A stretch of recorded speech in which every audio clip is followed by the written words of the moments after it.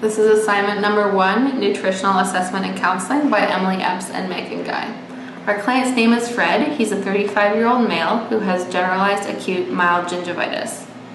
Fred presents with no systemic conditions, but his gingivitis and caries risk is modified by his lack of nutrients and frequency of sugar intake.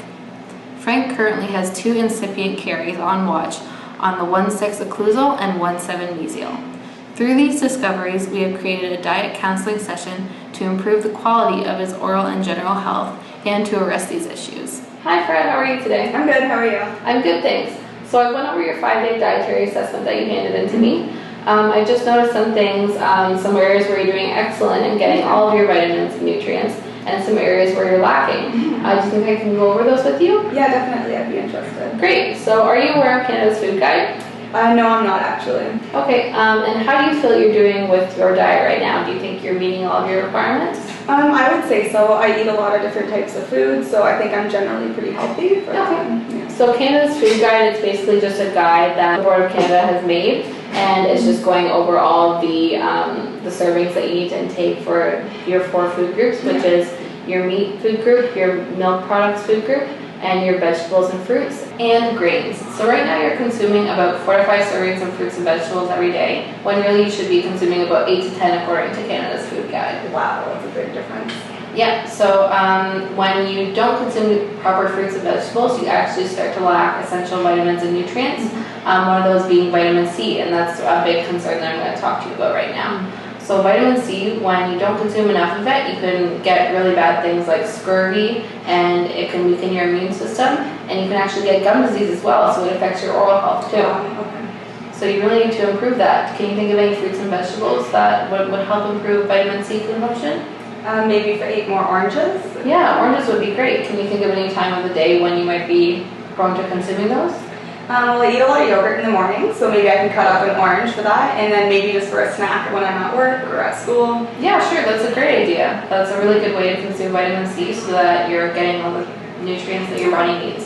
Some other foods that contain vitamin C are red peppers and strawberries and even guava. So if you don't feel like oranges that day, you can switch it up and have some more vegetables or some more fruit, just depending on what you feel like. Okay, cool. I think I could definitely kind of incorporate that.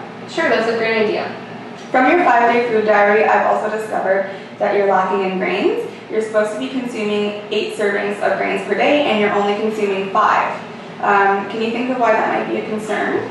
Well, it's probably a concern just because I'm not getting all the vitamins and minerals that I need from the grains. Yeah, so because of that, you're actually lacking in fiber.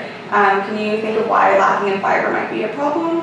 Oh yeah, I've heard that lacking in fiber can give you constipation. Yeah, exactly. It can cause constipation. It can also increase your risk for cardiovascular disease.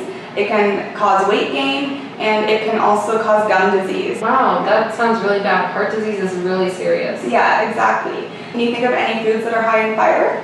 I know foods high in fiber are like whole wheat bread and stuff, and like cereals.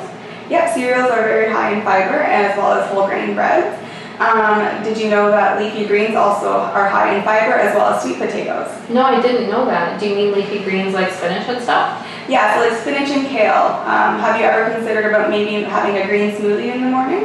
Oh, that's a really good idea. I've never had one before, but I see a lot of people drinking them. Yeah, they're actually quite tasty, and that way if you're having a green smoothie, it'll help with your fiber intake, but it'll also help with the lack of vegetables and fruit that you're having as well. That's a great idea. I think I'd really be willing to try to incorporate that. Okay, awesome. So you're doing really good in your consumption of milk products. So if you continue to consume 2 servings of milk products per day and 3 servings of your protein per day, which you are, then you should be great, as well as just make the few changes that we talked about for your vegetables and fruit and with your grains, then you should be able to get all the necessary nutrients that you need within the Canada's Food Guide. So after our discussion, would you be willing to fill out another 5-day food diary for us? Yeah, sure. I think I'd be willing to do that. It would really help me track what I'm doing and what I need to improve on. So we can compare it to your first one, and we can just see where you're lacking, or if you're actually meeting the requirements now, that you're more aware of the food guide. Great. That's great suggestions, and I'll definitely take those into consideration when I'm grocery shopping and when I'm making my meals. Okay, awesome. So in conclusion, Fred seems to be very open and willing to make changes in his diet.